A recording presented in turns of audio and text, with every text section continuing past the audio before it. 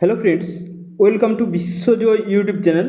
তো তোমাদের মাদ্রাসা সার্ভিস কমিশনের যে গ্রুপ ডি আজকে অনুষ্ঠিত হয়ে গেল দুপুর 12টা থেকে 1টা PM পর্যন্ত তোমাদের এই এক্সামটি ছিল। তো 15 নম্বরের এই এক্সামের যে প্রশ্ন কেমন এসেছিল এবং তার সঠিক উত্তর কি আমরা আজকের এই ভিডিওতে দেখে নেব। তো তোমরা অবশ্যই ভিডিওটি সম্পূর্ণ দেখো এবং উত্তরগুলো প্রত্যেকেই মিলিয়ে নিও। ওকে, প্রত্যেকেই উত্তরগুলো মিলিয়ে নিও এবং অবশ্যই মিলিয়ে নেওয়ার শেষে তোমরা জানাবে যে তোমাদের কতগুলো সঠিক হয়েছে। ওকে, কতগুলো সঠিক হয়েছে।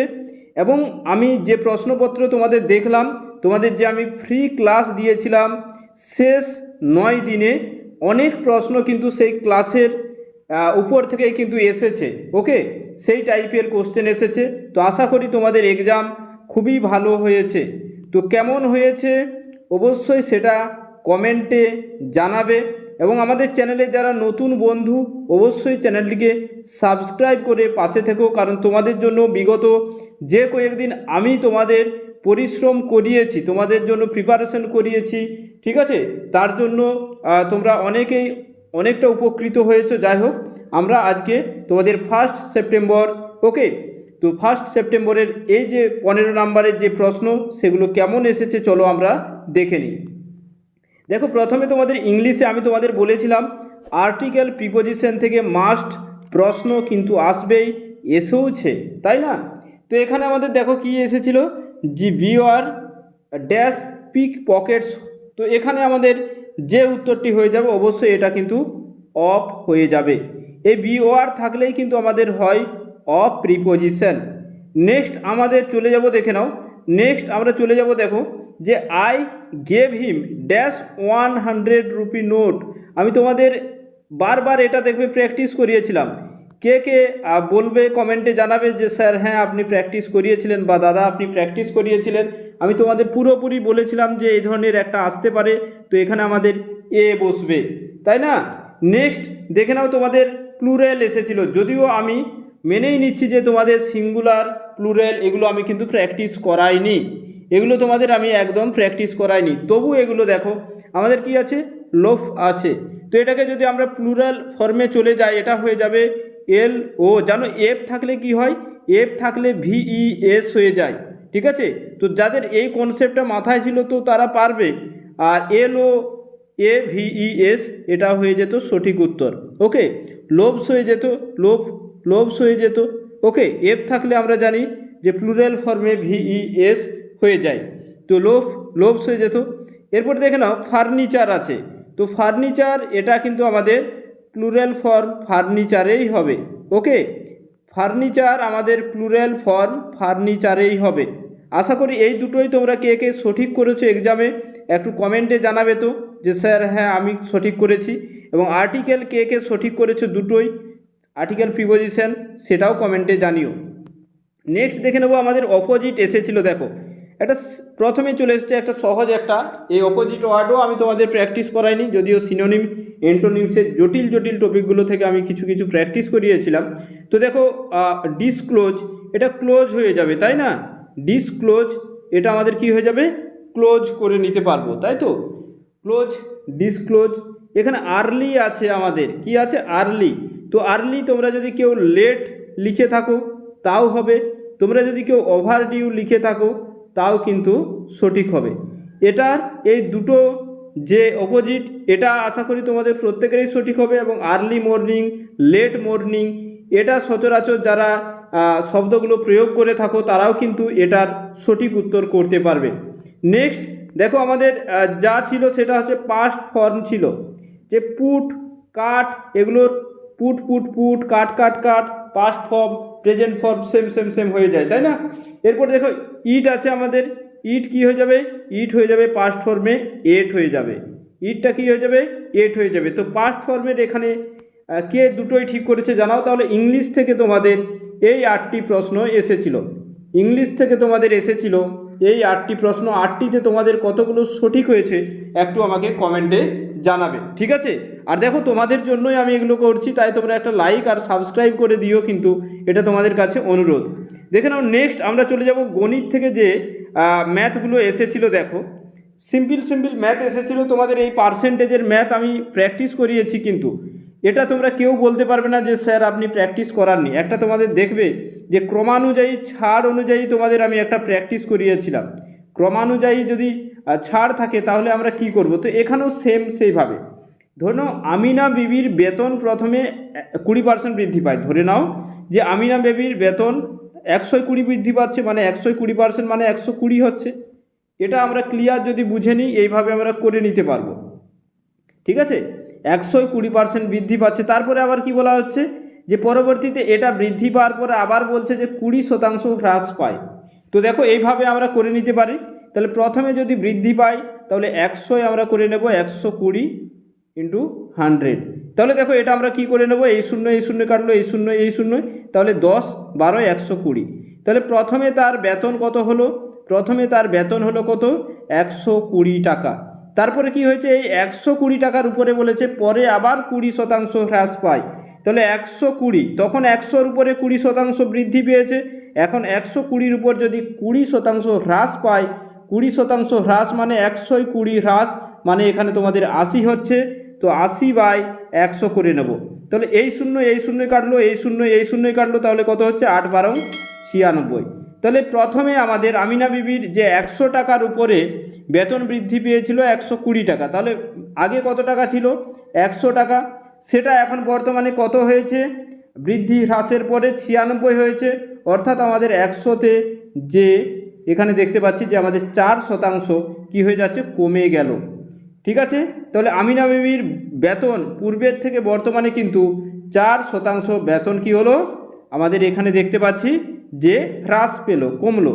তাহলে এখানে তোমরা যারা 4 করেছো তাদের কিন্তু সঠিক উত্তর। তো কে কে করেছো এটা একটু কমেন্ট করো, কমেন্টে অবশ্যই জানাও যে কে কে করেছো এটা সঠিক, এটা একটু কমেন্টে জানিয়ে দাও।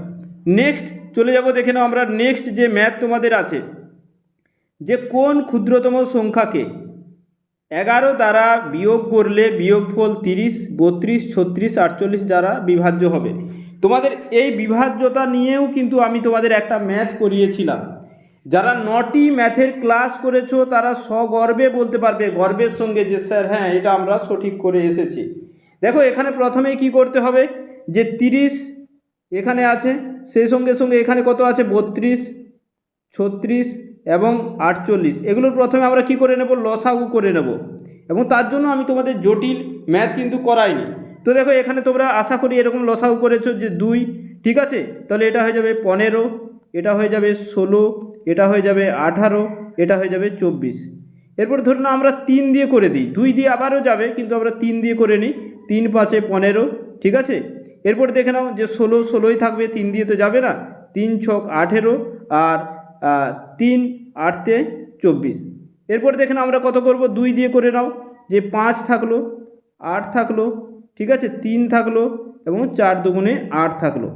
এরপর দেখে নাও আমরা আবার 2 দিয়ে করছি, এখানে 5 থাকলো, এখানে আমাদের 4 হবে, এখানে 3 3এই থাকবে, এখানে 2 2এই থাকবে। আবার দেখো এটাকে 2 দিয়ে যাবে, তো এখানে আমাদের 5এই থাকবে, এখানে 4এই, এখানে 3এই, আর এখানে এখানে 4টা 2 হয়ে যাবে, তাই না।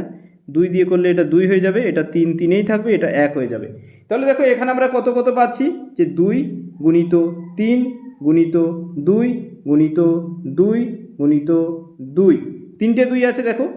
তারপরে কত আছে, 5 গুণিত 2 গুণিত 3 সমান কত হবে এখানে দেখতে হবে। তাহলে দেখো আমরা 5 2-এ কত করে নিই, 10, 10 দুগুণে 20, 20 দুগুণে 40, 40 3-এ 120, 120 দুগুণে কত হবে, 240, 240-এর সঙ্গে যদি আমরা 6 গুণ করে নিই, 240-এর সঙ্গে যদি আমরা 6 গুণ করে নিই তাহলে হয়ে যাবে 0, 4 6 24, 6 দুগুণে 12 দিয়ে 14, কত হয়ে যাবে, 1440। এরপরে কি বলেছে, কোন ক্ষুদ্রতম সংখ্যাকে 11 দ্বারা যদি বিয়োগ করা হয় তাহলে এটা হবে। তাহলে দেখো এটা 11 দ্বারা বিয়োগ করলে তাহলে এখানে 11টা যোগ করে দিতে হবে, তাহলে কত হয়ে যাবে, 1 4 5 1। তো এই সংখ্যাটাকে যদি আমরা 11 দিয়ে বিয়োগ করি তাহলে আমাদের কি হবে, এত দ্বারা বিভাজ্য হবে। তাহলে আমাদের এখানে উত্তর কি হয়ে যাবে, 51 হয়ে যাবে, ঠিক আছে? 1400 কী হয়ে যাবে? 51 হয়ে যাবে। তো কে কে এটা করেছো কমেন্টে জানাও যে স্যার আমার সঠিক হয়েছে, বা দাদা আমি এটা করেছি, এটা করতে পেরেছি। তো কার কার সঠিক হয়েছে এটা জানাও। 11 যোগ করলে আমাদের 1451 হয়ে যাচ্ছে। নেক্সট আমরা চলে যাব, দেখো যে খুবই খুবই একটা সিম্পল, আমি তোমাদের গত ক্লাসে করিয়েছিলাম এই ধরনের একটা, যে মাদুরের অঙ্কটা আমি তোমাদের বারবার কালকে সাজেশনের ক্লাসেও বলেছিলাম যে জনসংখ্যা এবং দিন সংখ্যার একটা কিন্তু ম্যাথ আসবেই তোমাদের। তো এখানে এসেইছে, দেখো যে 5 জন শ্রমিক, তো তোমরা এইভাবে করতে পারো ঐকিক নিয়মে, ঠিক আছে? ঐকিক নিয়মে আমরা এইভাবে করতে পারি, কি করতে পারি, যে 5 জন